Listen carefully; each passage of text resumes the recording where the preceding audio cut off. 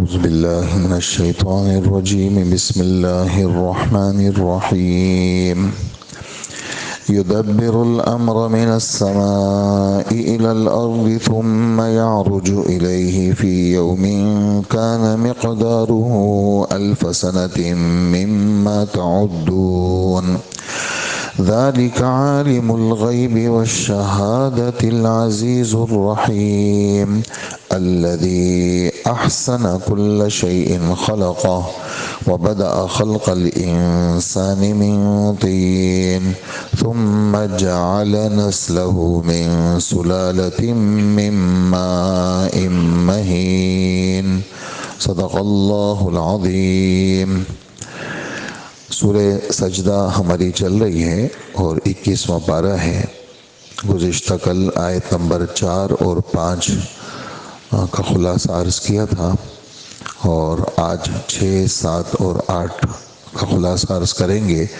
گزشتہ کل کی آیت کے ترجمے کے ساتھ اللہ کی ذات وہ ہے آسمان سے لے کر زمین تک ہر کام کا انتظام خود کرتا ہے، پھر وہ کام ایک ایسے دن میں اس کے پاس اوپر پہنچ جاتا ہے جس کی مقدار تمہاری گنتی کے حساب سے 1000 سال ہوتی ہے، اور وہ اللہ ہر چھپی اور کھلی ہوئی چیز کا جاننے والا ہے، اور جو زبردست بھی ہیں، اقتدار میں بھی کامل ہیں اور رحمت میں بھی کامل ہیں۔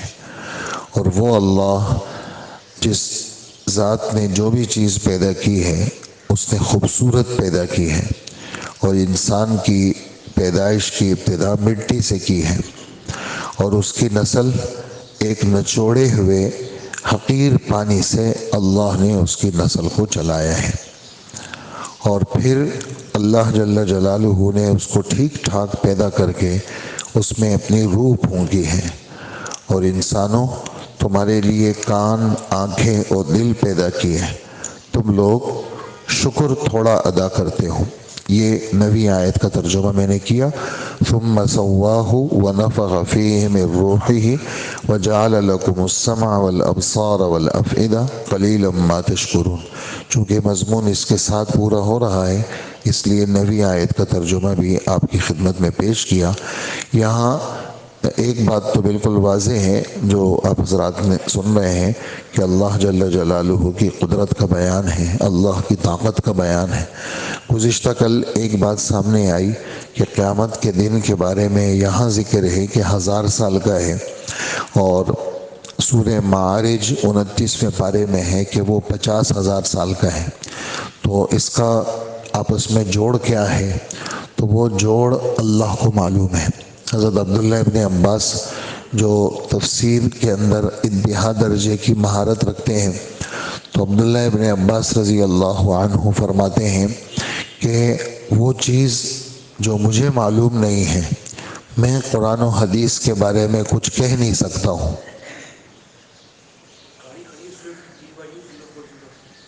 ہاں ان کی ہے۔ تو یہ اللہ جل جلالہ کے کلام میں اپنی طرف سے کوئی بات نہیں کہہ سکتا۔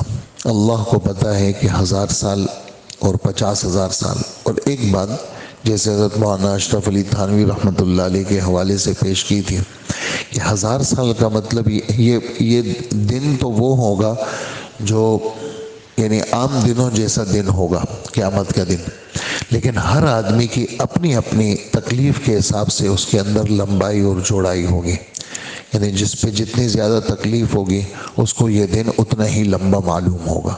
بہرحال اس کا جو حقیقی مفہوم ہے وہ صرف اللہ کو پتہ ہے، اسی پر یعنی آدمی اکتفا کرے تو یہ زیادہ اچھا ہے بنسبت اس کے کہ آدمی اپنی طرف سے کوئی بات پیش کرے۔ اور ایک بات جیسے میں نے عرض کی کہ اللہ کی قدرت کا بیان ہے، بس اسی کے اندر ایک بات یہ ہے کہ اللہ پاک فرماتے ہیں کہ میں نے جتنی چیزیں پیدا کی ہیں ساری چیزیں میں نے حسین ترین پیدا کی ہیں۔ جتنی چیزیں میں نے پیدا کی ہیں ساری چیزیں میں نے حسین ترین پیدا کی ہیں۔ حالانکہ ہم دیکھتے ہیں کہ دنیا کے اندر کتنی بری بری چیزیں بھی ہیں، ایک سانپ ہے، آپ دیکھ لیں، ہر آدمی کو اس سے نفرت ہے۔ خنزیر و سور ہے، آدمی کو نفرت ہے اس لیے کہ اس کا جز ناپاک ہے، اس کا بال ناپاک ہے، اس کی ہڈی، اس کے پٹھے، اس کی کھال، اس کا گوشت، ہر چیز ناپاک ہے اس کی، لیکن وہ بھی خوبصورت ہے۔ یعنی کیونکہ اللہ نے فرمایا کہ وہ بھی خوبصورت ہے۔ سانپ ہیں، بچھو ہیں، زہریلے، بہت ساری چیزیں ہیں، لیکن ہر ایک کے اندر اللہ نے حسن رکھا ہے۔ ہمارے رب کا فرمان ہے، وہ کس اعتبار سے حسن ہے؟ وہ اللہ کی پیدائش کے اعتبار سے حسن ہے۔ اللہ نے ہر چیز کو حسین پیدا کیا، پھر ان حسین چیزوں میں سب سے زیادہ حسین انسان کو پیدا کیا ہے۔ ان حسین چیزوں میں سب سے زیادہ حسین انسان کو پیدا کیا ہے۔ اللہ جل جلالہ فرماتے ہیں لَقَدْ خَلَقْنَا الْإِنسَانَ فِي أَحْسَنِ تَقْوِيمٍ، یقینی اور بے شک بات ہے ہم نے انسان کو بہترین سانچے میں ڈالا ہے، اس کی ایک ایک چیز ہم نے زبردست بنائی ہے، اور یہ حسین ترین ہے۔ یہ انسان یہ حسین ترین ہے، اللہ جل جلالہ نے اس کو انتہا درجے کا حسن دیا ہے۔ اور باقی جتنی بھی چیزیں ہیں، حضرت مولانا اشرف علی تھانوی رحمۃ اللہ علیہ تفسیر میں لکھتے ہیں، جتنے جواہر ہیں، جواہر مانے جو جسم رکھتے ہیں، اور جتنے آراز ہیں، آراز مانے جو جسم نہیں رکھتے، ان سب میں حسن ہے۔ کیوں؟ ان کا خالق اللہ ہے، ان کا پیدا کرنے والا حسین ہے، تو ان چیزوں میں حسن کیوں نہیں ہوگا؟ ان چیزوں میں ہاں اپنے اپنے استعمال کے اعتبار سے پھر اس کے اندر برائی آتی ہے۔ بہت ساری خصلتیں انسان کے اندر ہے۔ حرص ہے تو ہم کہتے ہیں حرص نظر نہیں آتی، شکل نہیں ہے اس کی، جوہر نہیں ہے، آراز میں سے، لیکن حرص بھی اچھی چیز ہے، غصہ بھی اچھی چیز ہے، شہوت بھی اچھی چیز ہے، طمع، حرص، لالچ، بہت ساری چیزیں جو اللہ نے پیدا، کیونکہ ان کا خالق اللہ ہے۔ اس حوالے سے ساری چیزیں حسین ہیں، اس حوالے سے ساری چیزیں حسین ہیں۔ ہاں جب وہ اپنے محل میں آ کر کے اس کا استعمال ہوتا ہے تو پھر یعنی اسی وجہ سے اکابر اور مشائخ کہتے ہیں کہ انسان کی تربیت ہوتی ہے اور انسان کے اندر ازداد پائے جاتے ہیں۔ ازداد مانے یعنی خوبیاں بھی ہیں اور برائیاں بھی ہیں، اچھی چیزیں بھی انسان میں پائی جاتی ہیں، بری چیزیں بھی پائی جاتی ہیں۔ تو انسان پر محنت کی جاتی ہے تاکہ اس کا غصہ کیا ہو، قابو میں آ جائے، اس کے اندر جو اپنے کو بڑا سمجھنے کا وصف ہے وہ بھی دب جائے، اس کے اندر جو بے جا غصے کرنے کا وصف ہے وہ بھی دب جائے۔ تو حضرات لکھتے ہیں کہ ایک انسان کی تربیت جب ہوتی ہے، وہ تربیت اس کی جاتی ہے، تو جتنے رذائل ہیں، یعنی طمع ہے، حرص ہے، لالچ ہے، جتنے رذائل ہیں، یہ جو رذائل ہوتے ہیں یہ ختم نہیں ہوتے۔ اور حضرات لکھتے ہیں علماء کرام کہ یہ جتنے رذائل ہیں ان کے وجود کے اندر بھی اللہ کی حکمتیں ہیں۔ ہاں تربیت کی وجہ سے چیز مغلوب ہو جاتی ہے، فنا نہیں ہوتی۔ جیسے غصہ ہے وہ فطرتی چیز ہے، چھوٹے بچوں کو بھی آتا ہے، اگر غصہ برا ہوتا تو بڑی عمر میں آتا، بچپن میں نہیں آتا، لیکن وہ بچپن میں بھی آتا ہے۔ طمع ہے، حرص ہے، وہ بچوں میں بھی ہے، بڑا سمجھنے کا وصف ہے وہ بچوں میں بھی، حالانکہ بچے مکلف نہیں ہیں، لیکن یہ چیزیں کیا ہیں؟ پیدائشی اس کے ساتھ چل رہی ہوتی ہے۔ ہاں جب اس کا استعمال غلط ہوتا ہے، طمع اور حرص کا استعمال غلط ہوا، اب یہ بری ہو گئی، غصے کا استعمال برا ہو گیا تو اب یہ بری ہو گئی، تکبر کا استعمال برا ہو گیا۔ تکبر انسان میں ہے، لیکن بعض جگہ حکم ہے ایسا کرو، جیسے حکم ہے احادیث کے اندر کہ کافروں کے سامنے اکڑتے ہوئے چلو، سینہ تان کے چلو۔ طواف کرتے وقت جب عمرے کا حج کا طواف کر رہے ہو، طواف کے بعد جس طواف کے بعد سعی ہو اس کے 3 چکروں میں اکڑ کے چلو، سینہ تان کے چلو، جس کو رمل کہتے ہیں۔ حالانکہ عاجزی کے ساتھ پوری زندگی سے چلنے کا حکم ہے، یا کہہ رہے ہیں اکڑ کے چلو۔ تو کچھ جگہوں پر کیا ہوتا ہے، ایسی چیزوں کا حکم دیا جاتا ہے کہ ایسا کرو۔ وہ کیوں کرو؟ اس لیے کہ تمہاری فطرت کے اندر یہ چیز ہے۔ تو جتنی چیزیں ہمارے رب نے پیدا کیے ہیں، جواہر ہو یا آراز کے قبیل میں سے ہو، ان سب کے اندر اپنی ذات کے اعتبار سے حسن ہے، یعنی خلقت کے اعتبار سے۔ ہاں استعمال اور کسب کے اعتبار سے اکتساب کے اعتبار سے وہ کیا ہے، وہ اس کے اندر پھر برائی ہوگی۔ اگر اچھے وصف کو استعمال کریں گے تو وہ خوبی اور نیکی بن جائے گی، اور اگر برے کو استعمال کریں گے تو وہ گناہ بن جائے گا۔ لیکن پیدا کرنے والا، جیسے ہمارے رب نے پیدا کیے، خالق ہے، اس نے تو شیطان کو بھی پیدا کیا، تو اس کی خالقیت کا کمال ہے کہ اس نے اسی ذات کو پیدا کیا، یعنی شیطان مردود کو اللہ نے پیدا کیا۔ یہ ہمارے خالق کا کمال ہے۔ وہ کیسے؟ ایسی ذات کو پیدا کیا جو خون کے اندر انسان کے بدن میں ایسے چکر لگاتی ہے جیسے خون، اور اس کو قیامت تک کی زندگی بھی دے دی۔ یعنی کب سے ہے شیطان؟ ہزاروں سال ہو گئے شیطان کو۔ تو یہ ہمارے خالق کا کمال ہے، یہ شیطان کا کمال نہیں ہے۔ شیطان تو مردود ہے، اس کا کام تو ہے ہی غلط، اس کا استعمال جتنا بھی ہے وہ سب غلط ہے۔ شیطان کے کسی کام میں خوبی نہیں ہے، لیکن ہمارے رب کا کمال ہے، اس نے شیطان کو پیدا کیا۔ تو خلق کے اعتبار سے جیسے اسلحہ ہے کہ بھئی پیدا کرتے ہیں اسلحہ بنانے والے، تو بنانا تو کمال ہے کہ بھئی ایسی زبردست ہتھیار بنایا کہ جناب جو 4000 کلومیٹر پہ جا کے مار کرتا ہے، جو 2000 کلومیٹر پہ مار کرتا ہے، جو جس جگہ لگتا ہے اس جگہ کو تہس نہس کرتا ہے، تو بنانے والے کا تو کمال ہے۔ لیکن استعمال کرنے والا اگر غلط جگہ استعمال کرے گا تو گناہ گار ہوگا۔ تو یعنی نیکی اور گناہ کا تعلق وہ کسب کے ساتھ ہے۔ کسب مانے کسی چیز کا مرتکب بننا، اور خوبی کا کمال ہے خلق کے ساتھ۔ خلق مانے کسی چیز کو پیدا کرنا، تو پیدا کرنا کمال ہے، اور پیدا کرنے والے اللہ ہیں۔ اس وجہ سے فرمایا اللہ نے ہر چیز کو خوبصورت پیدا کیا ہے۔ کیوں؟ اس کے خالق اللہ ہے۔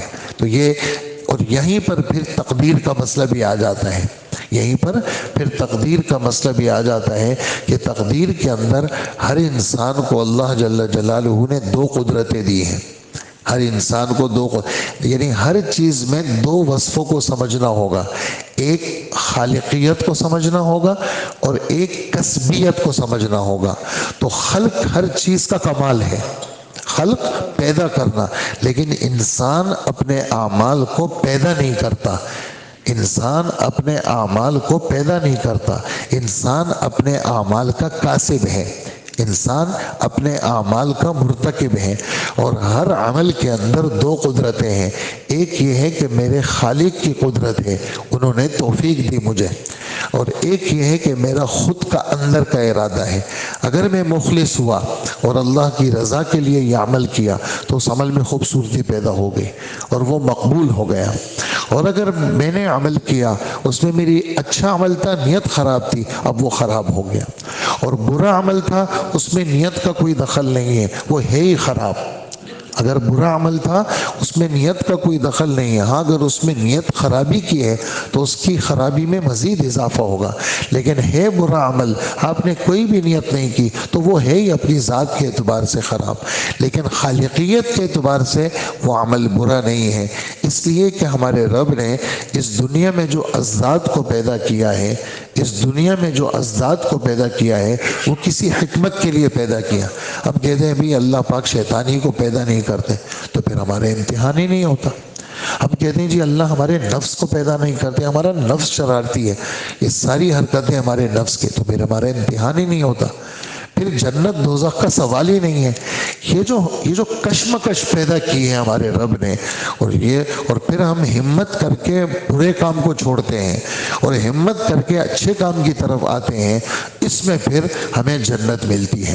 اور اگر ہم اپنی ہمت کو گرا دیتے ہیں اور ہم کہتے ہیں کہ مجھ سے تو نہیں ہوتا، تو پھر کیا ہے، پھر مشکلات میں یہ انسان آتا ہے۔ تو یہیں پر پھر تقدیر کا مسئلہ بھی ہلکا سا اشارہ مفسرین نے دیا ہے، لیکن میں نے آپ کو اس کی تھوڑی سی تفصیل بتائی۔ اور آخری بات ہمارے بیان کی یہ ہے کہ ہمارے رب نے انسان کو بنایا تو خوبصورت ہے، لیکن بنایا کس چیز سے ہے؟ یہ عجیب بات ہو گئی کہ پورے انسان جو کھاتا پیتا ہے اور انسان کے بدن کے اندر جو خون بنتا ہے، حالانکہ خون اپنی ذات کے اعتبار سے ناپاک ہے، اور انسان کے اندر جو اخلاق اربع ہیں، سوداوی ہے، صفراوی ہے، اور انسان کے اندر گرمائش کا مزاج بھی ہے۔ آگ، پانی، ہوا، مٹی، یہ تمام مجموعے کا بنا ہوا انسان ہے۔ اس کا جو خلاصہ ہے، اس کا خلاصہ کیا ہے؟ وہ انسان کا گندا پانی ہے۔ پورے بدن کا، یعنی خون کا بھی خلاصہ ہے۔ خون کے 100 قطروں سے جا کر کے انسان کے نطفے کا ایک قطرہ بنتا ہے۔ انسان کے پورے بدن کا نچوڑ ہے، یہ سلالہ نچوڑ کو کہتے ہیں۔ انسان کی طاقت کا نچوڑ ہے۔ ہم نے انسان کے طاقت کے نچوڑ سے اس کو پیدا کیا۔ یہ ہے تو وہ بہت قیمتی چیز، لیکن جب وہ بدن سے نکلتی ہے وہ چیز، تو بدن کا بال بال ناپاک ہو جاتا ہے۔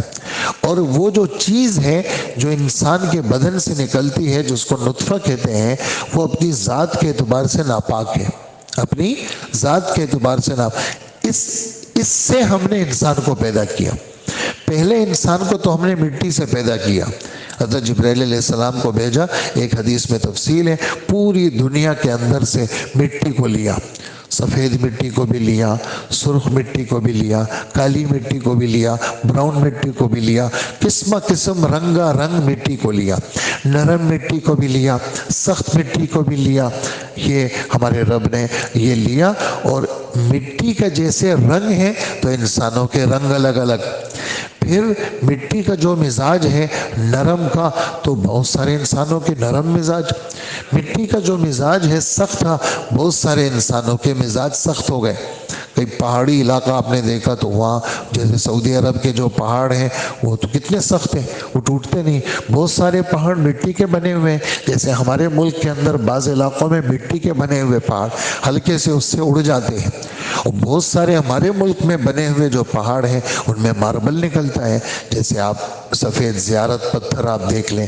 اسی طرح بنیر کے علاقے میں، پورے ملک کے اندر سوات اور بنیر کے علاقے میں 65% ماربل وہاں سے نکلتا ہے۔ تو وہ پہاڑ اللہ نے ماربل کے لیے منتخب کیے، وہاں سے ماربل نکلتا ہے۔ تو یہ پوری دنیا کے اندر سے انسان کو الگ الگ جگہوں سے بنایا۔ اور ہمارے پیغمبر فرماتے ہیں صلی اللہ علیہ وسلم، جب وہ انسان بنا، پہلا انسان، تو اس کے اندر اسی سے پھر یہ نسل چلی، اور سب نسلوں کی رنگتیں تم دیکھ لو کہ ان کی شکلیں کیسی ہیں، مزاج دیکھ لو مختلف ہے۔ تو یہ آخری ٹکڑے میں ہمارے رب نے قدرت کو بیان کیا، پھر کہا میں نے تمہیں آنکھیں دی ہیں، تمہیں میں نے کان دیے ہیں، تمہیں میں نے دل دیا ہے، تم پھر بھی میرا شکر نہیں کرتے۔ بنایا کس سے؟ میں نے تمہارے اصل کو مٹی سے بنایا، اور تمہیں کس سے بنایا؟ ناپاک قطرے سے بنایا۔ تمہیں چاہیے تھا کہ تم کسی موقع پر شکر کو فراموش نہ کرتے۔ تم سے میرا مطالبہ ہے کہ شکر کرو۔ شکر کا مطلب دل سے مجھے ایک مانو۔ شکر کا مطلب بدن کو میری اطاعت میں استعمال کرو۔ شکر کا مطلب زبان کو میرے شکریہ الفاظ سے، میری بڑائی سے اس کو آباد رکھو۔ اسی پر ہم اپنی بات ختم کریں گے۔ اللہ جل جلالہ ہمیں عمل کی توفیق عطا فرمائے۔ آیت نمبر 6، 7، 8 اور 9 کا خلاصہ اور ترجمہ آپ کی خدمت میں پیش ہوا۔ اللہ پاک عمل والا بنائے اور آگے پہنچانے والا بنائے۔ الحمدللہ رب العالمین، والصلاة والسلام علی نبینا محمد وآلہ واصحابہ اجمعین۔ ربنا آتنا فی الدنیا حسنہ وفی الآخرۃ حسنہ وقنا عذاب النار۔ رب اغفر وارحم وانت خیر الراحمین۔ وصلی اللہ وسلم علی حبیبنا محمد وآلہ واصحابہ وامتہ اجمعین۔ آمین برحمتک یا ارحم الراحمین۔